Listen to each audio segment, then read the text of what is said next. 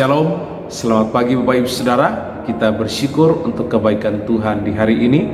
Dan saat ini sebelum kita mulai segala pekerjaan kita di sepekan ini, mari kita mengawalinya dengan merenungkan firman Tuhan. Sebelum kita bersama-sama merenungkan firman Tuhan, mari kita berdoa. Bapa di sorga, kami bersyukur saat ini buat kehidupan, buat waktu yang Engkau masih berikan bagi kami. Dan di pagi hari ini ya Tuhan, di awal pekan ini kami butuh firman-Mu, kami butuh kebenaran-Mu yang mengarahkan setiap langkah kehidupan kami. Kami mempercayakan waktu sharing firman Tuhan di pagi hari ini. Di dalam nama Tuhan Yesus kami berdoa dan bersyukur. Haleluya, amin. Bapak Ibu Saudara yang kekasih dalam Kristus, firman Tuhan yang akan kita renungkan bersama di pagi hari ini terdapat di dalam Kolose pasal yang keempat, ayat yang kelima dan ayat yang keenam. Kolose pasal yang keempat, ayat yang kelima dan ayat yang keenam. Firman Tuhan berkata demikian: hiduplah dengan penuh hikmat terhadap orang-orang luar, pergunakanlah waktu yang ada. Hendaklah kata-katamu senantiasa penuh kasih, jangan hambar, sehingga kamu tahu bagaimana kamu harus memberi jawab kepada setiap orang.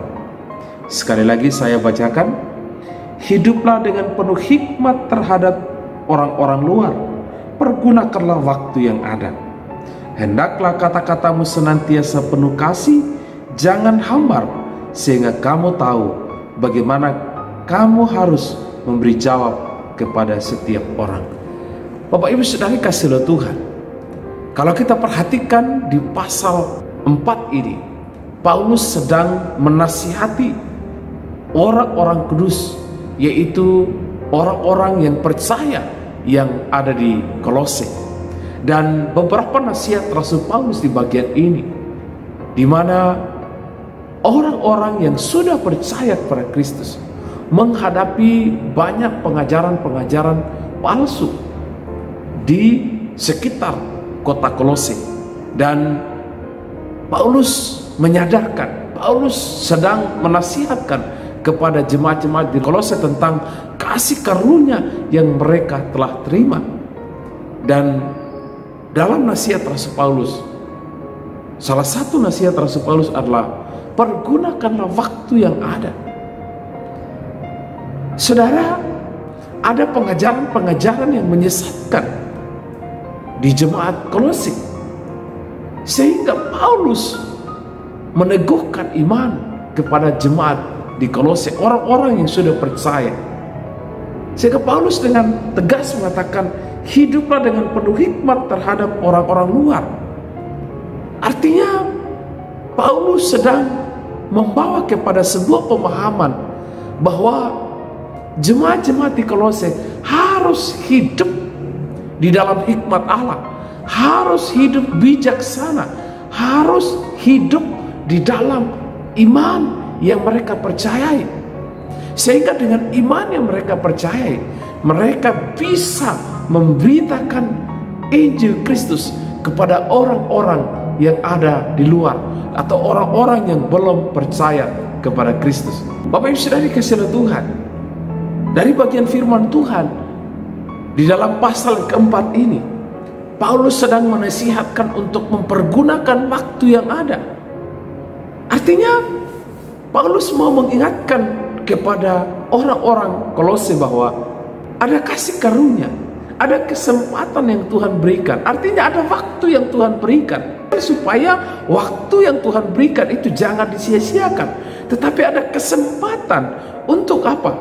Bisa bersaksi, bisa memberitakan Injil Kristus, bisa menyatakan kebaikan kepada banyak orang, secara khusus mereka yang belum percaya kepada Kristus.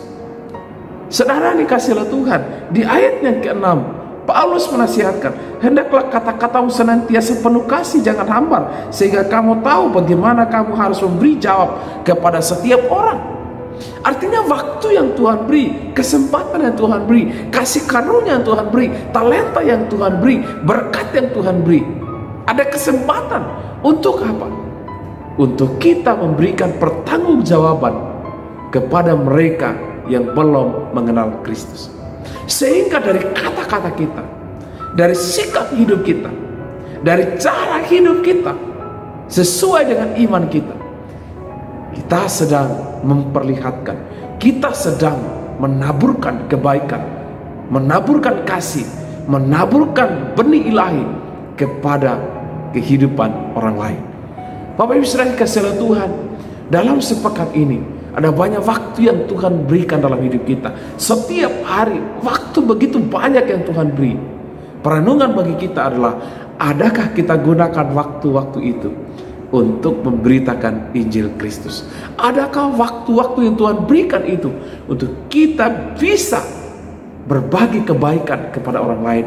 Adakah waktu-waktu yang Tuhan beri bagi kita untuk kita mengungkapkan kata-kata yang menjadi berkat bagi orang lain? Jika hari-hari sebelumnya kadang kita malu, kita takut, kadang kita minder, kadang kita berdiam diri, kadang kita mengisolasi diri, tetapi firman Tuhan di pagi hari ini mau menuntun setiap kita supaya kita pergunakan waktu sebaik mungkin, karena waktu tidak akan kembali. Dan biarkanlah waktu-waktu ke depan kita boleh gunakan untuk menabur kebaikan, untuk memberitakan Injil kepada banyak orang. Mari kita berdoa. Bapa di sorga, terima kasih, kami bersyukur buat firman-Mu di pagi hari ini.